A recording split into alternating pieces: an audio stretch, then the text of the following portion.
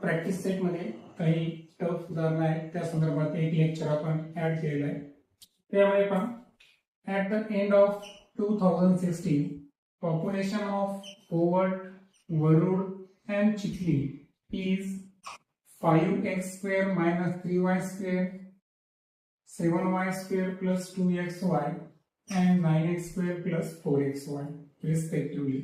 म्हणजे पोवट गावाची 5x square minus 3y square, वरुडची 7y square plus 2xy आणि चिखलीची 9x square plus 4xy.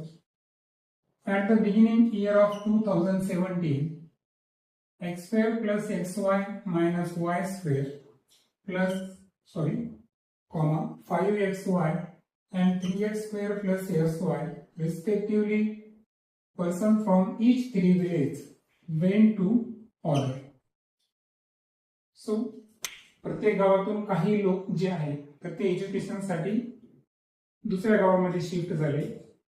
तर पहिल्या गावामधून एवढे, दुसऱ्या गावामधून आणि हे तिसऱ्या गावामधून. What is the remaining total population.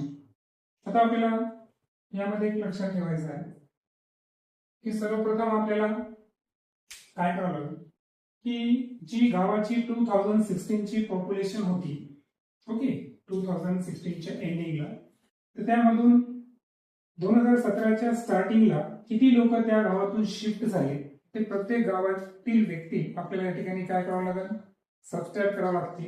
आणि त्यानंतर रिमेनिंग जे असेल त्या सर्वांची आपण ऍडिशन करणार. आता पहिलं जे गाव होतं ते होतं कोवट. आता या गावासंदर्भात जर पाहिलं आपण, ओके, सो आता आपण काय काढायलो, रिमेनिंग पॉप्युलेशन काढायलो. आणि रिमेनिंग पॉप्युलेशन काढत असताना प्रत्येक गावाची रिमेनिंग पॉप्युलेशन काढताना आपल्याला काय करावं लागेल, त्यांच्या 2016च्या लोकसंख्येमधून 2017 मध्ये जी शिफ्ट झालेली एज्युकेशनसाठी ती संख्या मायनस करावी लागेल. आणि म्हणून फर्स्ट जे आहे तर कोविड गावची जी संख्या आहे, कोविड गावाची सुरुवातीची किती आहे, 5x square minus 3y square. Okay, यामधून आपल्याला त्या गावातून शिफ्ट झालेली जी संख्या होती ती होती x square plus xy minus y square. आता सबस्ट्रॅक्शनचा नियम तुम्हाला माहिती आहे, पहिला कंस जशाचा तसा, दुसऱ्या कंसामध्ये minus plus minus, minus plus minus आणि मायनस मायनस प्लस. त्यानंतर यामध्ये 5x स्क्वेअर आणि मायनस x स्क्वेअर हे आपण जवळ आणणार. त्यानंतर जर पाहिलं आपण तर 3y स्क्वेअरला कोणी सोबत नाही, नो प्रॉब्लेम, सॉरी आहे, प्लस y स्क्वेअर आहे आणि minus xy. So 5x square मधून x स्क्वेअर मायनस करा, या ठिकाणी राहील 4x square minus 3y square plus y square, यांचं सबस्ट्रॅक्शन येईल मायनस 2y स्क्वेअर आणि मायनस xy. तर ही झाली रिमेनिंग पॉप्युलेशन ही पहिल्या गावाची. त्यानंतर सेकंड जे गाव होतं तर ते होतं पहा वरुड. आता वरुडची जी रिमेनिंग पॉप्युलेशन आहे ती काढत असताना इनिशियल जी पॉप्युलेशन आहे ती आहे 7y स्क्वेअर प्लस 2xy आणि सबस्ट्रॅक्ट झालेली जी संख्या आहे म्हणजे कमी झालेली जी संख्या आहे ती होती 5xy. Okay, so 7y square plus 2xy minus 5xy is equal to 7y square as it is, 5 minus 5 plus 2 minus 3xy. आणि राहिला प्रश्न तिसरं जे गाव आहे चिखली.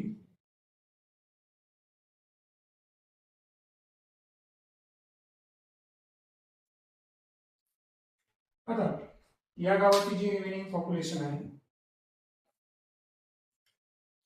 तर ती करताना आपल्याला इनिशियली किती दिलेला आहे 9x square, okay, plus 4xy minus आणि जी शिफ्ट झालेली संख्या एज्युकेशनसाठी ती आहे 3x² plus xy.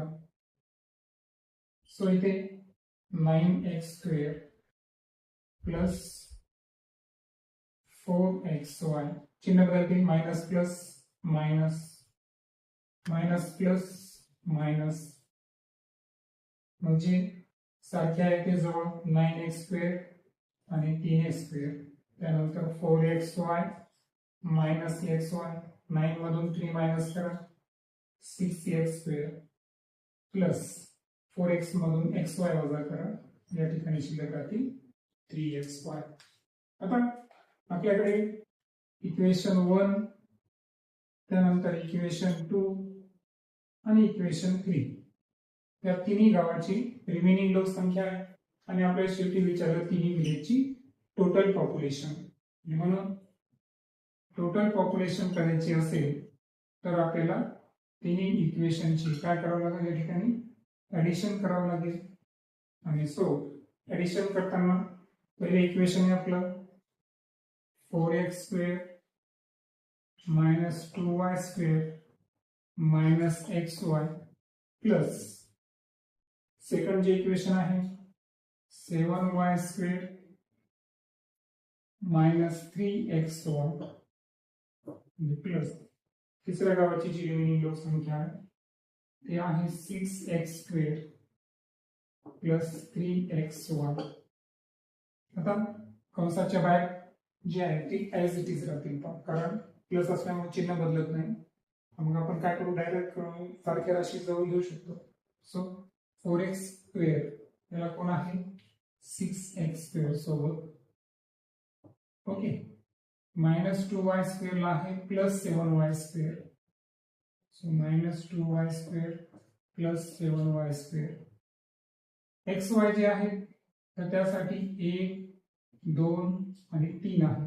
So minus xy minus 3xy and plus 3xy.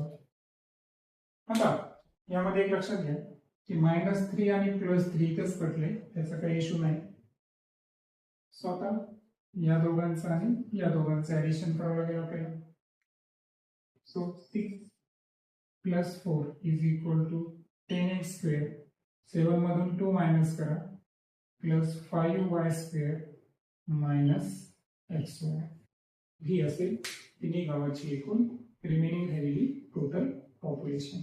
Okay, next आहे पहा bx² + x + 5 हा जो पॉलिनॉमियल आहे आणि another bx³ - 2x + 5 both are divided by polynomial x - 3 and the remainders are m and n respectively.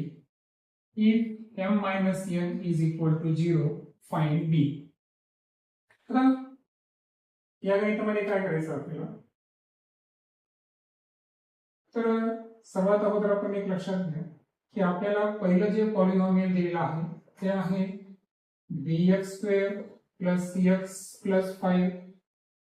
त्यानंतर जो डिव्हिजर दिलेला आहे, ओके, सो डिव्हिजर दिलेला आहे x - 3. मग या ठिकाणी आपल्याला अपोजिट घ्यावं लागेल. Opposite of -3 is equal to 3. That's why P3 is equal to, आपण लिहिणार B, P3 is equal to लिहिणार आपण ऍड्रेस. त्यामध्ये अगोदर आपण काय करू, ठीक आहे, P3 ची व्हॅल्यू टाकताना अगोदर पुन्हा एकदा px लिहू, bx² + cx + 5. ठीक आहे, मग आपल्याला व्हॅल्यू कोणाची फाइंड करायची आहे, P3. आता इथे एक लक्षात ठेवायचं आहे, अगोदर आपण काय करू की तुम्हाला इथं सांगितलं की जे पहिलं इक्वेशन आहे त्याचा रिमाइंडर कोण आहे, m. आता P3 घेतो म्हणजे आपण रिमाइंडर घेतो, is nothing but it is a remainder. आणि रिमाइंडर कोण आहे आपल्याकडे, 1. Suppose this is equation number 1. P3 म्हणजे रिमाइंडर, आपल्याकडे कोण आहे, 0 आहे. मग आता P3 व्हॅल्यू 0 आहे. आता r तुम्हाला माहिती आहे, तर तुम्हाला कन्फ्युज होतात, त्यामुळे मी डायरेक्ट इथं लक्षात घ्या P3 म्हणजेच रिमाइंडर, तो आहे m. आणि हे जे इक्वेशन आहे त्यामध्ये आपण P3 ची व्हॅल्यू टाकू. P3 is equal to B x च्या ऐवजी 3 चा स्क्वेअर प्लस 3 प्लस 5. सो 3 चा स्क्वेअर होईल 9, 9B प्लस 5 and 3 आहे 8. आता ही व्हॅल्यू सुद्धा कोणाची झाली P3 ची, इक्वेशन नंबर 2. आणि म्हणून फॉर्म 1 and 2. इक्वेशन 1 हे सुद्धा रिमाइंडर आहे m, इक्वेशन 2 सुद्धा रिमाइंडर आहे 9B प्लस 8. आणि म्हणजे याचा अर्थ m is equal to 9B plus 8. हे इक्वेशन आपल्याकडे येईल. तर आपण इक्वेशन नंबर 3 कन्सिडर करू. सेकंड पॉलिनॉमियल जो आपल्याकडे आहे तो आहे bx cube minus 2x plus 5. यावेळेस सुद्धा जो डिव्हिजर आहे तो आहे x मायनस 3. आणि म्हणून जे अपोजिट असेल तो अपोजिट असेल प्लस 3. आता यामध्ये तुम्हाला रिमाइंडर दिलेला आहे n. दॅट्स वाय पहिल्या केसमध्ये आपण लिहिणार की इथं P3 ची व्हॅल्यू जी आहे ती आहे n. पुन्हा एकदा आपण इक्वेशन घेणार px is equal to bx cube minus 2x plus 5. आता हे रिमाइंडर आहे, याला इक्वेशन नंबर आपण 4 कन्सिडर करू. P3 ची व्हॅल्यू काढताना b 3 चा क्यूब मायनस 2 इंटू 3 प्लस 5. 3 चा क्यूब आहे 27b minus 6 plus 5. So 27b minus 1 ही असेल P3 ची व्हॅल्यू. हे इक्वेशन नंबर 5. आता ही पण P3 ची व्हॅल्यू म्हणजे रिमाइंडर आहे n. इथं पण P3 ची value remainder 27b minus 1. Both value same आहे. आणि म्हणून फ्रॉम 4 and 5 या इक्वेशन वरून n ची जी फॉर्म्युला आहे तो आहे 27b मायनस 1. हे घेऊ आपण इक्वेशन नंबर 6. आता m आणि n च्या व्हॅल्यूज आपल्याला फाइंड केले आपण. पुन्हा आपल्याला एक कंडिशन दिलेली आहे की m minus n is equal to 0. आणि त्यावरून आपल्याला फाइंड करायचं आहे b. सो इथे लिहिणार आपण but m minus n is equal to 0. आणि मग फ्रॉम इक्वेशन कोणते कोणते इक्वेशन 3 आणि 6 चे व्हॅल्यू आपण पुट अप करू. 3 and 6. तर 3 मध्ये n ची व्हॅल्यू आहे किती आहे 9b plus 8. So 9b plus 8 म्हणजे या m च्या ऐवजी लक्षात येईल तुमच्या की ही जी m ची व्हॅल्यू आहे ती m ची व्हॅल्यू आपण इक्वेशन 3 वरून 9b प्लस 8 इथं पुट अप केली. त्यानंतर हे जे मायनस आहे ते मायनस ॲज इट इज. आणि n ची जी व्हॅल्यू आहे इक्वेशन 6 नुसार 27b मायनस 1 ही ॲज इट इज घेऊ आणि अपोजिट साइडला आहे 0. So 9b plus 8 minus plus minus minus minus plus 27 मधून 9 मायनस करा मायनस 18b आणि 8 plus 1 is equal to 9. Minus 18b is equal to plus 9 opposite साइडला गेल्यावर minus 9. b is equal to minus 9 upon minus 18. Minus minus cut 9 1 जा 9 9 2 जा 18. आणि यावरून b ची जी व्हॅल्यू येईल ती किती 1/2. That is the answer. म्हणून ही असेल आपल्याला ऍक्च्युअल जी व्हॅल्यू फाइंड करायची होती b ची. ओके. शेवटचं उदाहरण यामध्ये आपल्याला सिम्प्लिफाय करायचं आहे.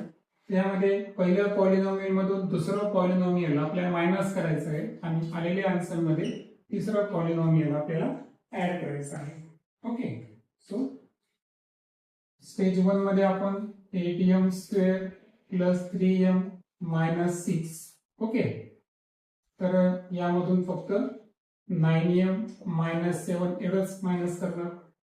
सो पहिला कंस as it is 8m square plus 3m minus 6. Minus मुळे चिन्ह बदलतील मायनस 9 मायनस मायनस प्लस. त्यानंतर 8m स्क्वेअर सोबत कोण आहे 3m आणि मायनस 9 आहे. त्यानंतर अंक मायनस 6 आणि प्लस 7. आता यामध्ये हे आणि हे यांच्यामध्ये आपण ऍडिशन सबट्रॅक्शन करू शकतो. आणि so 8m square plus minus minus 6m कारण 9 मोठे आहे आणि मायनस 6 प्लस 7 याचं येईल प्लस 1. आणि स्टेज 2 जे आहे तर यामध्ये जे आलेला आन्सर आहे 8m square minus 6m plus 1 यासोबत आपल्याला 3m square minus 2m plus 4 हे ऍड करायचं आहे. ऍड करताना चिन्ह बदलत नाही त्यामुळे आपण डायरेक्ट जवळ घेऊ शकतो अंक. 8m स्क्वेअरच्या जवळ 3m स्क्वेअर मायनस 6m च्या जवळ मायनस 2m आणि 1 च्या जवळ 4. सो 8m स्क्वेअरच्या जवळ 3m स्क्वेअर मायनस 6m च्या जवळ मायनस 2m प्लस 1 च्या जवळ प्लस 4. करेक्ट. मग आता हे 2 आणि हे 2 या पद्धतीने करायचं आपल्याला. सो 8 आणि 3 11 11m स्क्वेअर मायनस मायनसचे addition minus 6 and 2 8 1 and 4 5. So हे असे. ओके.